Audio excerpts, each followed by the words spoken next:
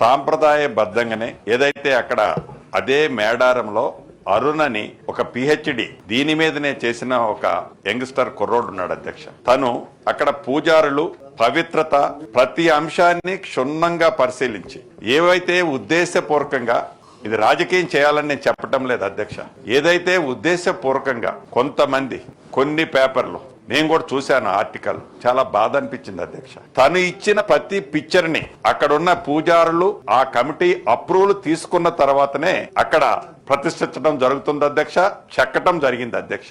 దాన్ని కూడా వారి సాంప్రదాయానికి భిన్నంగా ఇక్కడ ఇది పెట్టారు అది పెట్టారని కొంతమంది మాట్లాడిన తీరు ఒక 10 నిమిషాలు నేను గాని మా సెక్రటరీ గారు గాని కన్సల్ట్ మంత్రి గారు గాని కొద్దిగా ఆవేదనకు లోనయ్యాం అధ్యక్ష.